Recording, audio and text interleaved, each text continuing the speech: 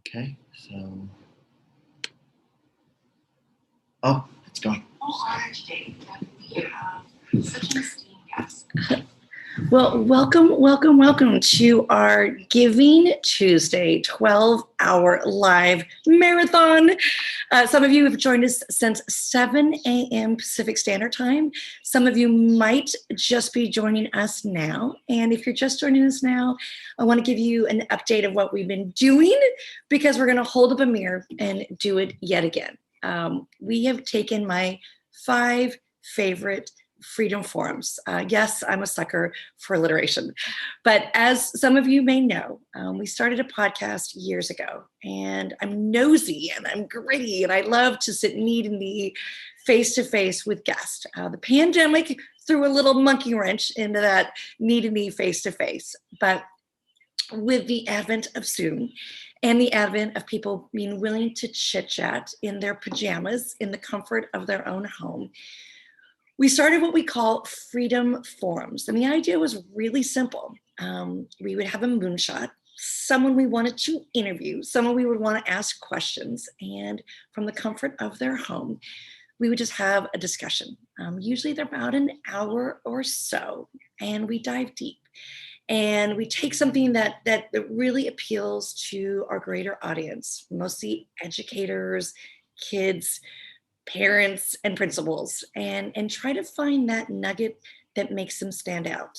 For example, when I sat down with Patrick Dempsey, the ever so dreamy Dr. McDreamy, yes, I was swooning. Yes, he has fabulous hair, and yes, he is so beautiful. But that's not what I was going to devote an entire hour to. For that hour, I wanted to know about the past. Before there was hair product, before he married a woman who could fix his hair and make it all coiffed and beautiful for young women to swoon. There was a time, believe it or not, that Patrick Dempsey was skinny and scrawny, self-admittedly so. There was a time when Patrick Dempsey had really bad acne. Don't tell anybody, even though I just told everybody. There was a time that Patrick Dempsey didn't feel comfortable in his own skin or his own school because he was dyslexic. And when you are dyslexic and you are that kid that is the first one picked on and always the last picked to participate in some group or some team or some dodgeball extravaganza, you tended to withdraw. You tend to find your shtick. And Patrick Dempsey's shtick was juggling. He thought, if I can disrupt and distract, and my teacher's so annoyed that I'm over there in the corner juggling, then she's not going to call me to read. She's not going to ask me a question because she's so sick of saying Patrick, Patrick, Patrick. A lot of kids that we serve are just like Patrick. They too have learning disabilities. They too have kind of found their shtick. They too don't want to be picked on. So they disrupt and they distract. And so when I sat down with Patrick, one of the most amazing things was going backwards to those very days, those tender days, sans hair gel, bad acne. And he took us back to being that kid in middle school and high school. And let's face it, there's a lot of middle school drama. So who doesn't want to learn about middle school drama with someone like Patrick Dempsey, Dr. McDreamy? Lest that's just for me to say that when we sit down with our guest, what I like to do is make them emote, make them feel. If I can make them cry, I'm not as talented as Oprah or Barbara Walters. I don't always make them cry, but I cry. So when I'm crying, my hope is that anyone that is listening to our podcast or anybody who is watching our Freedom Forums, they feel something, and deeply so. Little asterisk, a little side note, our very first podcast, we were raring to go. Our first guest, who seems to be our most listened guest to date, was an exquisite Holocaust survivor. On April 13th, she will be 97 years old. But on her first interview, along with her daughter, Claire, we did a little test run. So I sent it to my friends, I sent it to Freedom Writer teachers, I sent it to my family, and I will never forget the call. We were driving to Moreno Valley to do an event, and my stepmom calls and she is befuddled. She is distraught. And I hear her literally physically banging on her computer. And she said, Erin, there's something wrong with my computer. I can hear the podcast. I just can't see it. I took a little pause and I said, well, that's because you can only listen to a podcast. So some of you might have the same frustration as my stepmom. You might have turned on our podcast and banged your computers or banged your head. So no worries. We started taping them for you to be a fly on the wall, for you to watch. We also host what we call these live watch parties, where we roll up our sleeves, and while we are interviewing, we're asking questions, we're making comments. We can chat with one another. We can throw out when there's those wonderful pithy moments. So my hope for throughout the day on this Giving Tuesday Give-A-Thon is that you take a time and watch. For the next 5 hours, we've got my 5 favorites. We did the same 5 this morning, so you're not missing out on anything. So the next 5 hours look like this. If you got some time, tune in on Facebook, YouTube, our website, LinkedIn, you name it, you can watch. You could chat live. Yes, I am literally handcuffed to my keyboard for the entire day in this very spot. This is my little Zoom 203 corner. And if you tune in, I might type back to you. I might say hello. I might do a special shout out to wherever you are watching. But for those of you that are interested while you're at work, tuning out your boss, while you are doing carpool, well, hopefully you're listening and not watching while you're doing carpool, while you are chopping up the vegetables that you're going to serve for dinner. Our itinerary for this afternoon looks like this. At 1 o'clock Pacific Standard Time, we are going to be joined by my incredible friend who's a congresswoman, like an ordinary person who aspired to an extraordinary height. She comes from simple folk. Her family wasn't documented. She was a first-generation Latina. And she said, look, Ma, that's me. That's me at the Capitol. So please join us if you're interested in politics. We dive deep. We go as deep as we can. We talk about the January 6th insurrection. We talk about what she calls those jails, which are those camps that are detention centers for immigrants. She talks about being first generation and daring to dream. It's wonderful. Followed by that, you'll have a lump in your throat, is my dear friend, Judy Shepard. And she is an accidental activist. She was a mother of 2 beautiful sons, and she lost one of those sons, her eldest son, tied to a fence in Laramie, Wyoming. Most of you know the case. It led to hate crime legislation. It led to people having courageous conversations. Ellen, who had just come out, sobbed in front of a live audience and saying, this is why I did this. This is why I had to be authentic and live my truth. So Judy Shepard, as a mother, used the death of her son due to hate crimes because he was living his authentic life, because he was someone who was out and he was proud. She used that as a mandate to say, how can I open the door, burst open that door for just about anybody and everyone in the LGBTQIA plus community. It's amazing. And I have to believe that Matthew was kind of with us during that interview. There are these beautiful moments of light, and I believe that he was showing himself. And like I said earlier, look, Ma, he was doing the same. That'll be at 2 o'clock Pacific time. At 3 o'clock Pacific time, it's a doozy. Actually, they're all doozies, but every single one seems to build and become better. We had, as many of you know, in America, horrific Asian American Pacific Islander hate in the midst of a pandemic. Crude and horrific bullying for all ages. So we were able to take an original freedom writer, Kanya Sim, and the young woman who played her, the actress who played her, Jackie, to sit down in our very office and to discuss what it's like to be of Asian descent during a pandemic when at that time our president was poking and prodding and empowering people to be brazen and to be bullies. It's an amazing episode. Sadly for me, my dog was at our feet and snored the entire interview, which is actually kind of like a lullaby. I have since lost my beautiful baby Bo.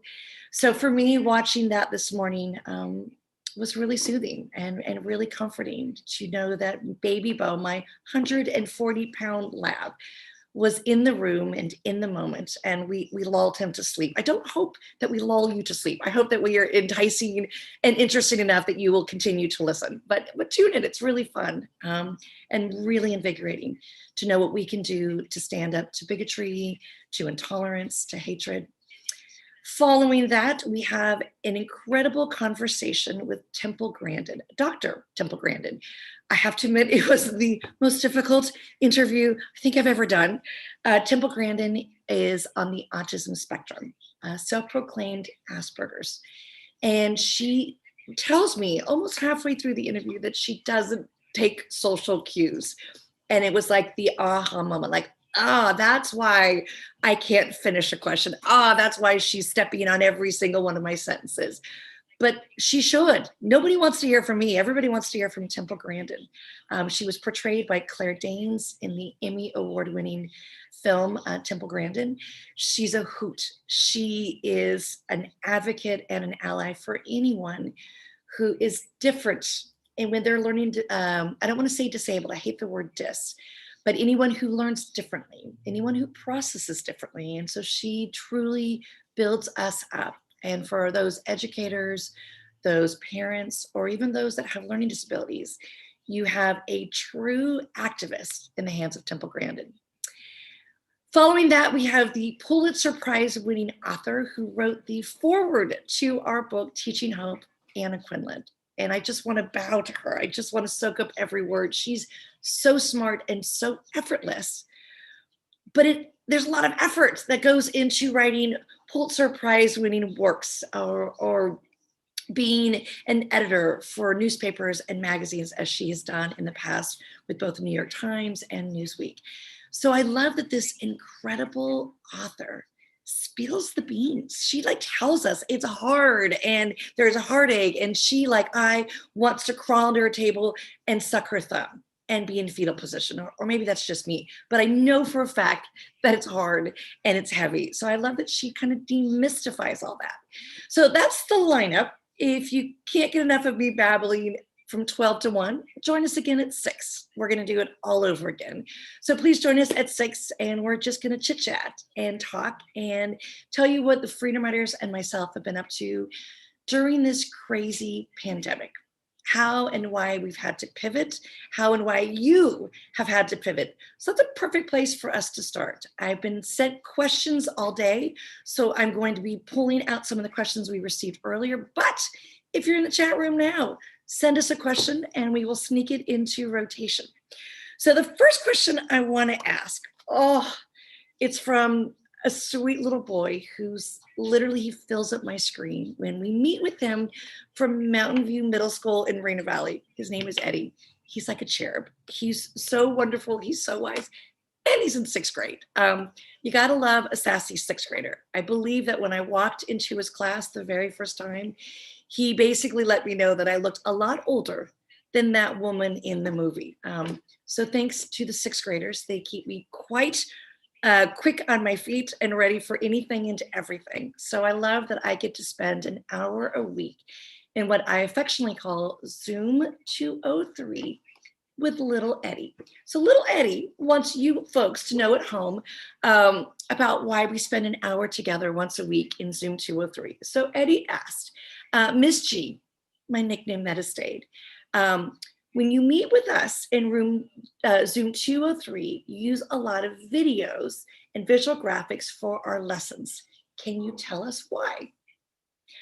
So sweet, Eddie, and anyone else that is either a student or a teacher, what we have learned is that a 6th grade attention span is about 37 seconds, plus or minus.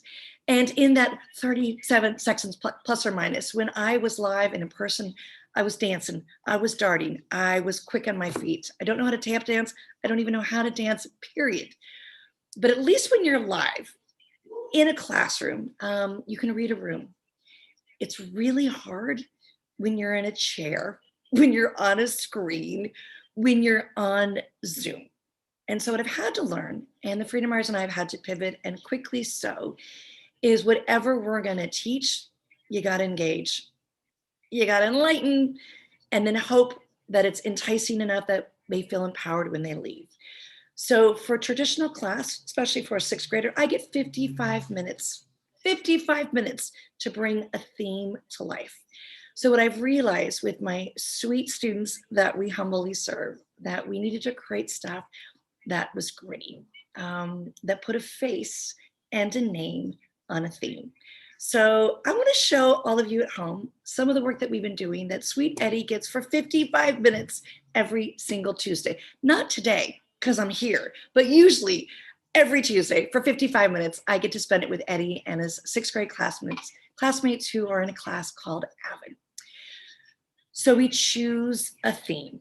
And each week, one of my amazing freedom writers have volunteered to be my theme of the week. So think of like Vanna White with a Wheel of Fortune, but the only prize they're going to get is knowledge. That's my Vanna White. They're not passing out cars. They're not turning around letters. They are passing out knowledge. So I want to put on the screen for all of you to see my Vanna White for this week's theme. It is the ever so beautiful Maddie. Yes, that is Freedom Writer Extraordinaire Maddie. And I have to tell you, the first time we put Maddie on the screen as my Vanna White, one of these sweet little students said, "Oh, she's so pretty." To which I told Maddie, a sixth grader said, "Oh, you're so pretty." That wasn't really why we put her face on the screen. But hey, if a sixth grader is going to pay attention, it works. But each week we put a face on the screen with a theme. You guys are seeing Maddie, but we have taken this idea of social emotional learning. And at first we started with a couple. We thought, like many of you, oh, the pandemic's going to last a couple days, a couple weeks. So we came up with a couple. Then it became a few more. And we're now looking at extending these fantastic faces to 36 faces. Yes, that means 36 freedom writers are going to light up a kid's screen. So we find that face, we find that theme, and then we tell a story. And those amazing students spend 55 minutes with Maddie, bringing to life lessons. In this case, it's universality. And in this case, it's how Maddie grew up in Los Angeles during the Los Angeles riots all those years ago. And we juxtapose her to Zlata Filipovic in Bosnia, Sarajevo, no less, during the Bosnian War. And we peel back letters. So each and every week, my little sassy Eddie gets to meet a new freedom writer to learn about them. But what Eddie specifically asked about was these videos. What we realized is I'm telling you about Maddie. It's often better when the Maddies, i.e. the freedom writers, tell students their story instead. So I want to show you a little video that Eddie gets to watch along with his classmates. What the freedom writers have done is they've come to our office during the pandemic. And while they come to our office during the pandemic, we sit them at our chalkboard and we ask them questions. Read this story. Tell us your favorite scene from the movie. Bring this theme to life. And they do. And we cry, and then we edit, and then we put it out in the world. And we hope that there's a kid in a dark place that has a lighthouse, that has an aha moment. I'm like Maddie. I'm a Trayvon. I'm struggling like Tony. And so week after week, we try it out. It's like boiling spaghetti and hoping the noodles stick on the wall when you throw it. We haven't actually thrown any of these videos on the wall, but we hope they stick. We hope they stay. So I want to show you a little tidbit of what Eddie's question was about why do we use these videos. The sweet spot, Eddie, 2 minutes or less. If we can take a conversation with Trayvon, we might chit chat with Trayvon like for hours. But if we can distill a freedom writer's conversation to 2 minutes or less, and it speaks to you, and it feels authentic. It reminds you of the movie that you might have seen on Netflix or some bootleg copy. I don't care where you see it, but you've seen it. If that can transport you to another place, to another time. So our advice to the freedom writers is when you're looking at the camera, you're looking at an Eddie. You're looking at some sassy sixth grader in some class who's struggling with what does it mean to wear a mask in school, or some kid in their PJs at home. And so Trayvon, your competition is Fortnite. Trayvon, your competition is the cute little girl in the corner. So we're 2 minutes or less. You got to look at the camera. You got to keep Eddie off Fortnite. You got to keep Eddie from flirting and face a fear. Tell the truth and share a story. And in doing so, if you can keep sweet little Eddie's attention for 2 minutes or less, we got him. So I want to show you Trayvon, who was given his marching orders. Look straight at the camera, Trayvon. Look straight at Eddie and make some magic. So this is an example of one of those videos that we made right here in our very office, literally in the middle of a pandemic, with the hopes and the aspirations that we could speak to kids, where they're at, whom they are, and hopefully encourage them, just like Trayvon, put down your fist, pick up a pen, and write a different chapter to a different story. So this is an example of 2 minutes of Freedom Writer magic.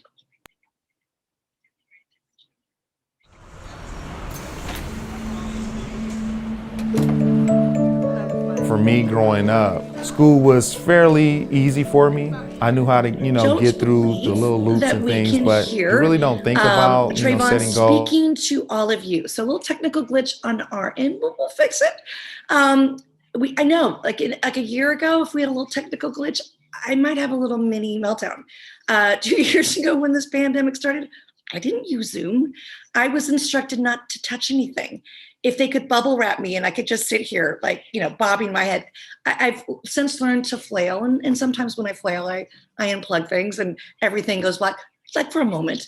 But I've learned to keep it cool, to be the duck on the surface and then frantically swimming underneath. And so that's the world of teaching these here days, that there are glitches, that there are problems, that maybe the volume doesn't work, maybe the video doesn't come up. And what do? You pivot.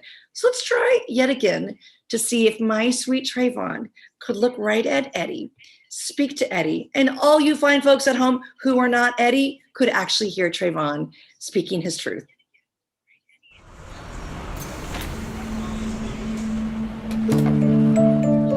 For me growing up, school was fairly easy for me. I knew how to, get through the little loops and things, but you really don't think about, setting goals or making the changes that are needed. Erin helped me to appreciate education. Look at my sweet boy, my sweet boy. Whenever I think about the movie, the first thing. 15 years old, a little gangly, a little tall.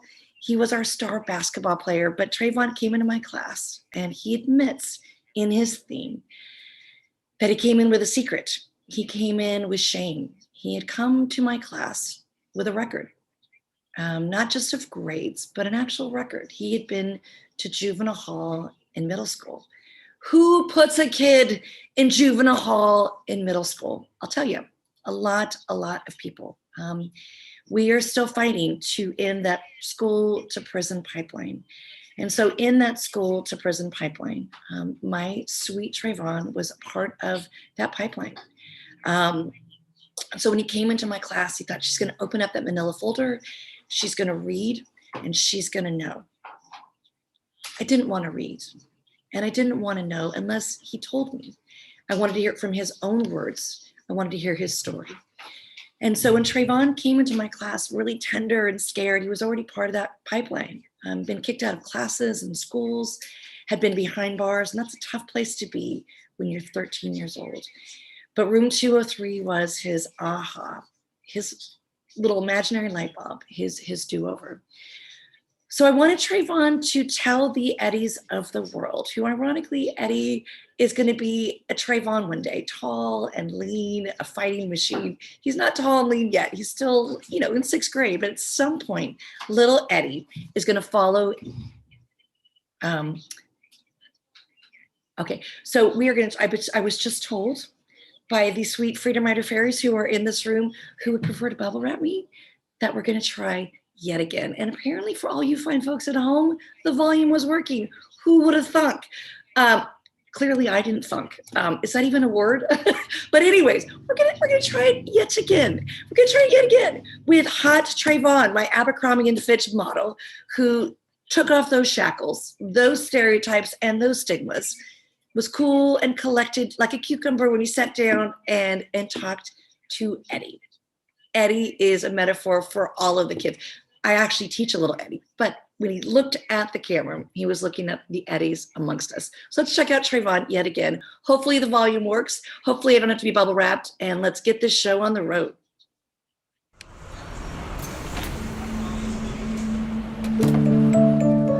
For me growing up, school was fairly easy for me. I knew how to, get through the little loops and things, but you really don't think about, setting goals or making the changes that are needed. Erin helped me to appreciate education. Whenever I think about the movie, the first thing that pops in my mind is the Toast for Change. Okay, guys, gals, listen up. The scene where the guy comes back from his summer break, had the worst summer he can ever imagine because he got a knock at the door and it was the sheriffs. And they were basically there to evict him. And for him to say that, he's wearing the same clothes from last year. And all I could think about is to come into our classroom to understand that he wasn't going to be singled out, picked on because of that. This thing is real. We were really just a family, and we understood struggle. We all, gave him a hug and let him know everything was going to be all right. And like he said, he felt at home.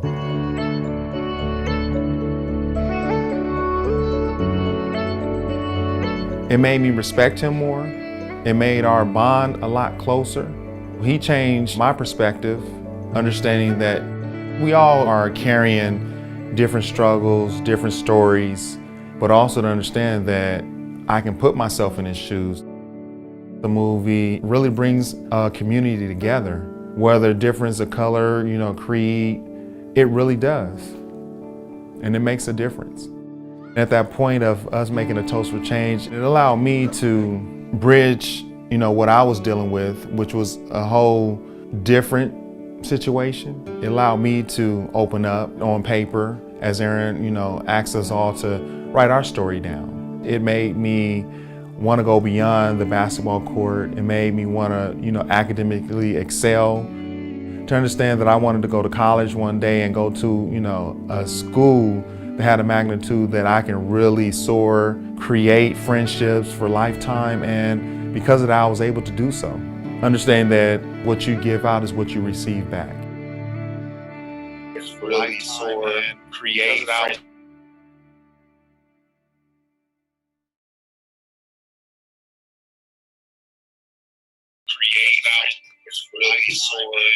It's terrifying. Teaching. Terrifying. It's equally as terrifying. Doing a live event for all of you guys to see. So sit here in my chair. Sit here in my chair, and hopefully you will have sympathy for all teachers. We stand in front of a room full of kids, and we hope that our best laid plans work. We hope that those kids are listening. We hope that we're not silly and buffoons, and sometimes we are. And that's, I think, the humanizing thing about going live on Zoom for each and every teacher who didn't go to college and learn on Zoom. So what we're gonna do over the next 30 minutes is I'm gonna just do some samples from questions I received.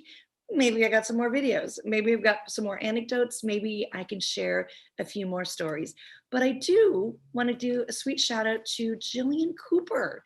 Apparently, live and in real time, sweet little Jillian Cooper just donated. It is Giving Tuesday. This is our Give-A-Thon. And for any of you fine folks that donate live, either on Facebook or Instagram, guess what? The fine folks at Facebook and Instagram, I think that's now called Meta, are going to do a matching 100% donation. So Jillian Cooper, however you donated, I thank you. For those of you that are contemplating, do I want to donate on Give Lively? Do I want to donate on PayPal? Do I want to donate on Facebook or Instagram. Whatever your feelings are about Meta, Facebook, and Instagram, suspend animation for a day, some disbelief for a day. Today, they are not the evil empire, okay? Because for today, Mark Zuckerberg is matching dollar for dollar. So whatever you think about him today, he will match anything and everything that people donate. So Jillian, thank you for donating. For anybody else, if you are so inspired, today is our Give-A-Thon, and our Give-A-Thon is really to help us get wonderful meaning curriculum and put it out in the world. And that's what we've been doing, which leads me to my next question. As I said, traditionally on Tuesdays, I sit in my Zoom 203 spot right here, and I work with students. We've worked with kids as young as 5th grade with our material. They get to see a Maddie, they get to learn from a Trayvon, and we go as high as college. And then we kind of take it up or we take it down. This question is from Eduardo. The most terrifying thing is not teaching, it's not going live, it's Eduardo and the mute button. Oh my, Eduardo's in 5th grade. Eduardo goes to Ramona Elementary. Eduardo has discovered that he could just unmute himself and just chit chat at whim for 55 minutes. That's how much time he's allotted with the Freedom Rider family. And for 55 minutes, we are all trying to mute Eduardo. And he just kind of does this Virginia Woolf stream of consciousness live, and we hear every thought and every it's a little terrifying. But today we muted Eduardo, but we got a question from Eduardo. So let me tell you what little Eduardo in his stream of consciousness wants to know. Sadly, Eduardo said, I've experienced bullying at my school. And he's in 5th grade, folks. So you can just imagine. Does your curriculum address bullying? Well, ironically for Eduardo, that's where we start. Actually, our very first curriculum choice, whenever we bring kids in room 203, our Zoom capacity, we start with this arrangement between the bully, the bullied, and the bystander. And in the school district that Eduardo comes from, the transitional middle school that he could have attended, tragically had a death a couple years ago. An 8th grade boy was beat at school by his buddies. A punch, a wall, a thump, a convulsion, a death, and he was 13 years old. So bullying is real, whether it's in person, whether it's live, whether it's viral. Bullying is really tough, especially after a pandemic. For a lot of kids, especially here in California, they spent 18 months from March 2022 to April or September of this year at home, turning off their screens if they lived in a chaotic home, not really knowing how to socialize, how to dress. In Eduardo's case, how do you even turn off that mute button? But that's another question for another day. But bullying is real. And so one of the most amazing parts of our curriculum is when the Freedom Riders come here, as they do, as Maddie and Trayvon have done, is we ask them to read their story from the 20th anniversary edition of our book. And in reading their story, we're hopeful that a little Eduardo at home could read along and hear the cadence and those big words that Freedom Rider uses, to be able to be a visual learner, to be an auditory learner, to actually follow the words in the very book of the very storyteller. For those of you that have picked up the Freedom Rider's Diary, you don't often know who wrote what. It's Diary 24. You don't know a name, you don't know a gender, you don't even know an ethnicity or race. But for these wonderful kids in our Zoom 203s, they get to meet the author. We get to pierce the veil, pull back the curtain. And unlike in The Wizard of Oz, when you pull back the curtain and it's like a bad haircut with the wizard, who's not really a wizard, pulling some strings, we pull back the curtain. And it's a Freedom Rider who can be vulnerable, a Freedom Rider who's telling their story. So we edited this for you today. It's a minute of a much longer story. And it's actually the genesis of how this started. As many of you know, there was a note. It said, "Pass me." And it was a horrible caricature racist in nature. And off it went like a blaze, like a forest fire.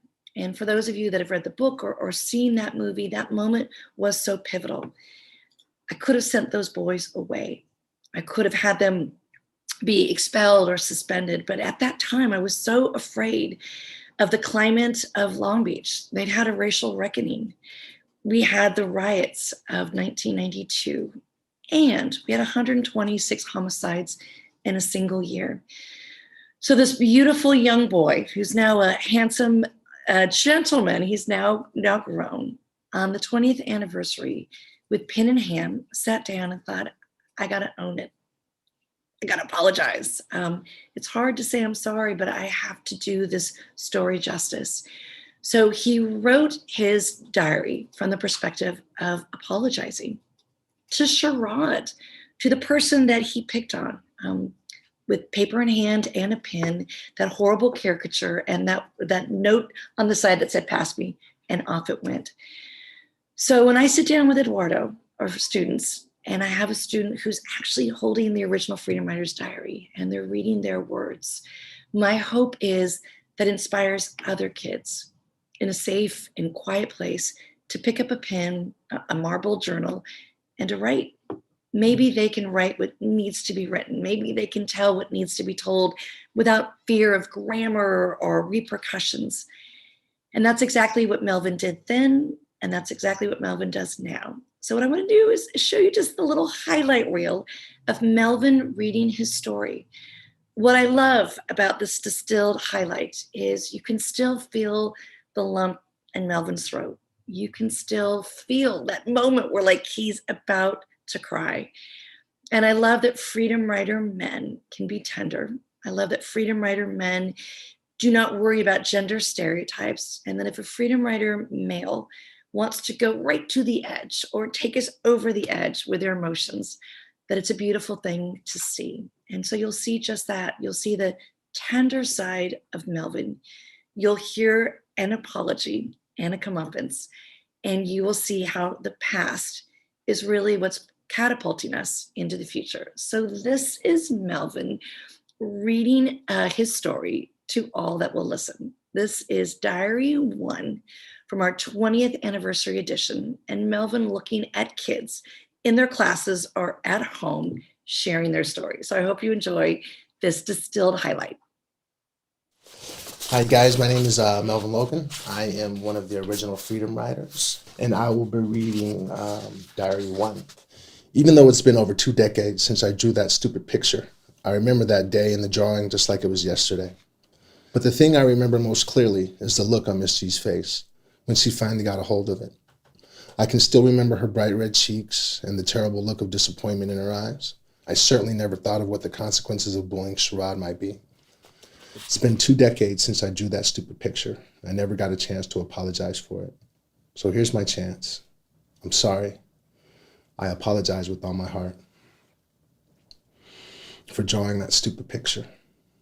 I'm not proud of what I did, but that picture sparked an idea. That idea started a movement of its own, the Freedom Writers. And 20 years later, the Freedom Writers are still together and still changing the world one word at a time. Amazing, right?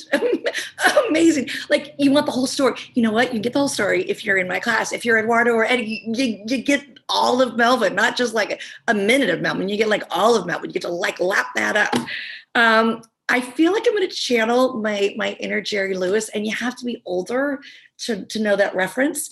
I realize I'm now older, but I want to give a shout out to Carol Ann. Oh, Carol Ann and Wendy and Joanna, who just donated. Thank you, thank you, thank you. For those of you that are watching, as you know, it is our Giving Tuesday. It's our Give-A-Thon.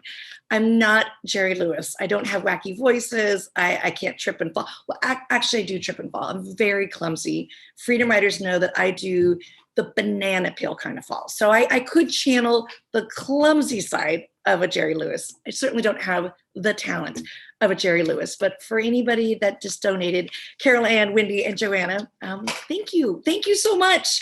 So moving on, if you are in the chat room and you're not going to donate, that's fine. Send me a question. I'll read it in real time. So I have another question, and it's from Bailey. And sweet Bailey, somewhere out in cyberspace, asked, I want to be a freedom writer. How can I get involved? There was a video years ago. It used to be on the TV circuit for those that watch commercials. I know now people like stream and they fast forward, but yet used to have to like sit through a commercial. And it was Michael Jordan. And all these little kids literally would be watching him do his nothing but net, his swish swish. And they would say to the world at home, I'm Michael Jordan, I'm Michael Jordan. And facetiously, all those years ago in room 203, I said to the freedom writers, someday some kid is going to say, I'm a freedom writer. And they thought I was cuckoo crazy. They wanted to institutionalize me. Those freedom writers were like, no one is ever going to say I'm a freedom writer. Well, guess what? Who has the last laugh now, freedom writers? Because Bailey said she wants to be a freedom writer. So how do you do it? Well, I have to be honest. I'm old school and I'm old. And I think some of my favorite ways of people wanting to be a freedom writer is just declaring it so, or picking up a book or paying attention. But what I really love, some people might not know what this is if they're young. It's called a stamp. I love that I got this little letter. It's called snail mail. It comes from the post office. And I got to be honest, it's so new. I haven't even opened it yet. It just arrived today. What makes me very sad about this, and we get this a lot, this particular letter has a number. We saw people get numbers when they went into Auschwitz-Birkenau, under that sign, Arbach Mach Frei. So this kid put a number, because I get a lot of these. This is a kid who's incarcerated. And somehow, some way, some teacher in some class, in some penitentiary, gave our book to a kid to read. So this is what I treasure. So I'm gonna open it right now. I won't read it, but I'm gonna open it right now. And how beautiful is this? This isn't for a grade or an assignment, but some kid with a piece of paper and a pen just had to write, just had to share, just had to be present. So that's how people sometimes can be a freedom writer. They just pick up a piece of paper and a pen in a cell, in a class, in a corner, and they write and they send it to us. This also just arrived. These always kind of scare me, get me excited. This looks like it comes from this is from a teacher in Italy. Check that out. A teacher in Italy sent us class letters. So the entire class writes to the freedom writers in the way that freedom writers wrote to both Meep Geese, the woman who saved Anne Frank, or wrote to Zlata Filipovich, the young girl in Sarajevo.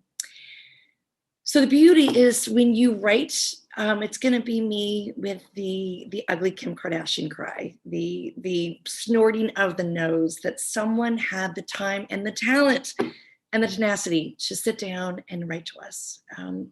So if you want to be a freedom writer and you want to join this funky family of ours, hopefully you can go on our website and sign up for our newsletter.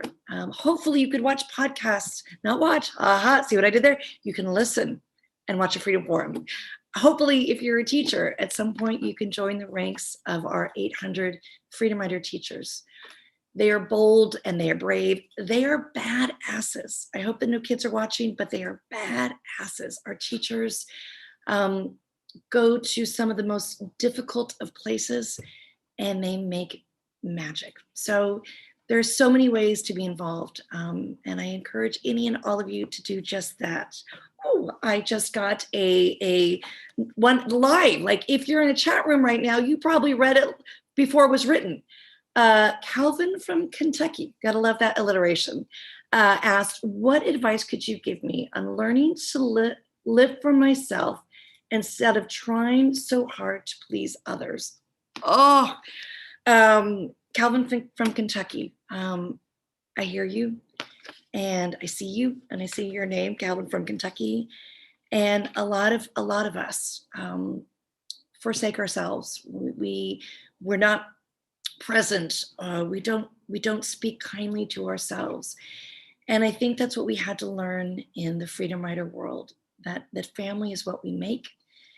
Family is what we choose. And sometimes our family isn't biological. Sometimes it's in a class like room 203. Sometimes it's virtual like Zoom 203. Sometimes it's like right here, Calvin.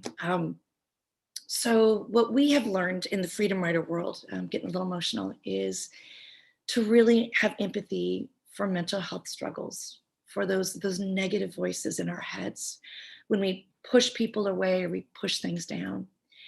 And so one of the most amazing things I want to share with you is what Freedom Riders have been able to answer in those dark times. I want to share the answer to your question that I didn't even know I was going to get through the words of Tony. Tony is on the cover of our book. And for all of us on the cover of this book, we hate the cover of this book. This was taken at the end of a day, a hot and sweaty day in room 203. And on our worst day, it made its way onto a cover. The Tony of then is very different than the Tony of now. Tony is like a rock star. He's big and he's bold and he's beautiful. He's got this jet black hair. And people swoon every time he stands on a stage or goes in a classroom or sits in front of our chalkboard. But we chose Tony, Calvin from Kentucky, because we wanted the theme of hope to be in rotation. During a pandemic, with insecurity and anxiety, a lot of people felt hopeless. And so because Tony is the one that smiles the biggest and laughs the hardest, what we did not realize then was that Tony suffers from depression. And so that mask and that facade, Calvin from Kentucky, was a way to not let people in. You build a wall, you put out a moat, you don't let people in. When Tony let us in, what Tony let us in was this realization that the mental health struggle is real. And so in that fight to get out of bed, in that struggle to not hurt, in that want and that need to be able to face the day when you're facing your demons is real. So in our curriculum and in what we do, we have courageous conversations. We just, we rip off the Band-Aid and we talk right at whomever has the question. So when we asked Tony to be the face of hope, we didn't give him a script. We didn't give him talking points. We just said, find a kid out there. Maybe he didn't know it then, Calvin from Kentucky. But we asked Tony to look at the camera and talk about what hope means to him. And what I love about what hope means to Tony isn't like a leprechaun or a rainbow or glitter. It's about being alive at midnight, just making it through the day. That hope and that possibility and that promise that at 12:01, things will be better. So I want to share a little bit of Tony in Tony's own words. What is hope? And for all of us, it means different things at different times. But Calvin from Kentucky, I hope you could take in what Tony has said to internalize it, and that you too can have the possibility and the promise that tomorrow is going to be a better day. So this is Tony talking about hope. Hope is the promise that tomorrow might be a little better than today. I have a saying that's kind of been my mantra since I was 16, alive at midnight. Having depression and having the life that I've had, sometimes you have really bad days, and I would always tell myself, just be alive at midnight. Just stay alive until midnight, because at 12:01, it's tomorrow. And tomorrow has the hope and the possibility that it might be a better day. It might still suck, but at least there's that hope that it might be okay. That's what hope means to me. Oh, look at my boy. How beautiful are these Freedom Riders? They're exquisite.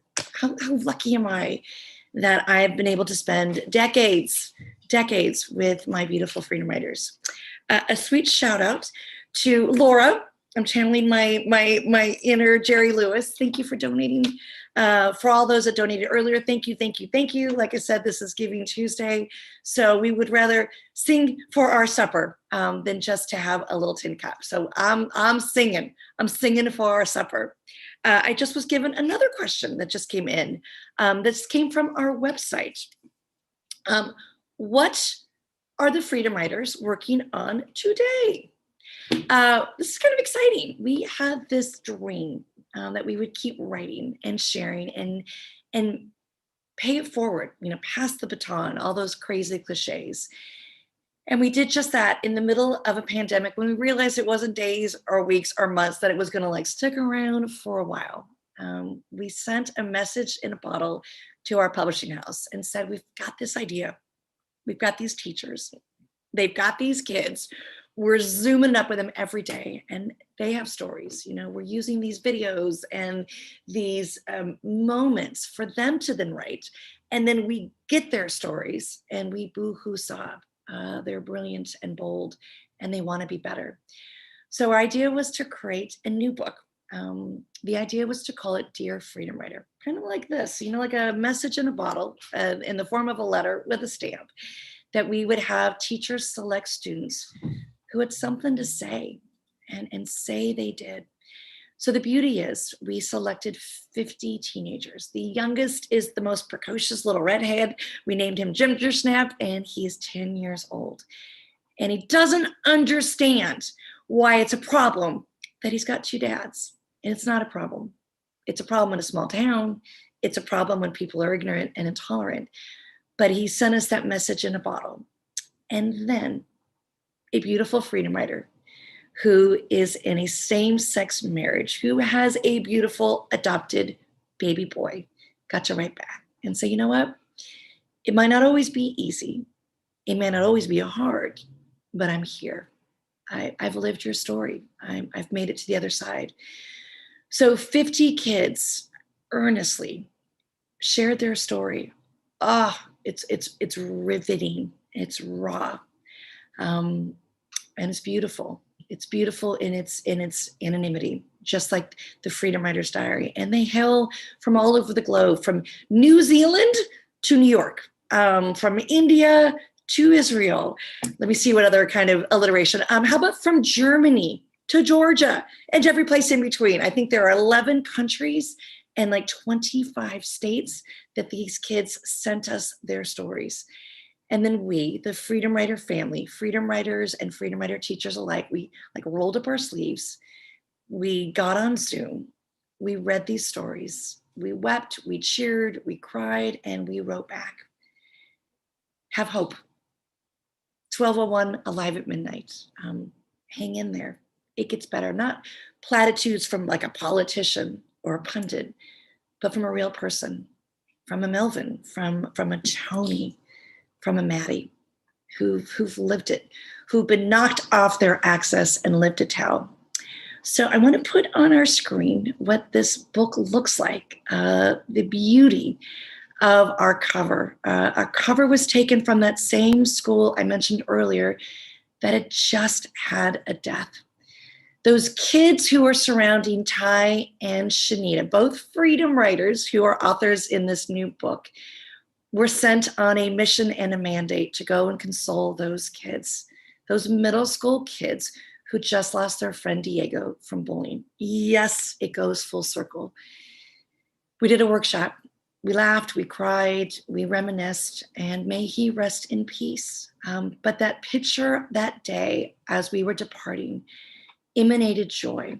And we wanted that to be the cover of our book, Dear Freedom Writer. This is what joy looks like, even in the toughest of times. Hopefully, this is what love looks like in some of the most hateful times. And hopefully this book will come out and a kid in a quiet corner could pick it up and then write a letter of their own. So for my last image, I want to show you when it's going to come out, not as a message in a bottle, but it's going to come out for real, for real. The fine folks at Penguin Random House have partnered with us. And if we could put on the screen the release date, our book is going to come out on March 29th, 2022. It is written, it is edited, It is proofread. It has been sent to the galleys phase. And on March 29th, it's like ready for the world. It's like real.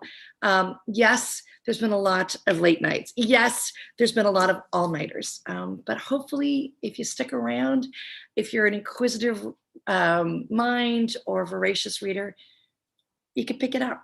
You could read it, and then you could write your own. I think my time is up. How did that hour fly by? Well, if you want more, if you need more, I don't know what I'm going to say at 6, but I'm going to say something new, something clever. Stick around. We've got 5 hours of content, 5 hours of interviews, 5 hours of some really special folks. So in closing, stick around next for Congressman Nanette Barragan. She's going to be right on the hour. Stick around for Judy Shepard at 2. For Jackie and Kanya Stop AAPI Hate at 3, Temple Grandin at 4, and Anna Quinlan Pulitzer Prize winner at 5. And then it's me again at 6 in the same spot. So if you got a question that didn't get answered, send it to us now and it will tip off the top of the hour at 6. I will answer your questions live. For those that donated, thank you. For those that just had their lunch with us or dinner, wherever you may be, thank you. We'll see you soon and stick around for our Give-A-Thon marathon. Bye, everybody. Thank you.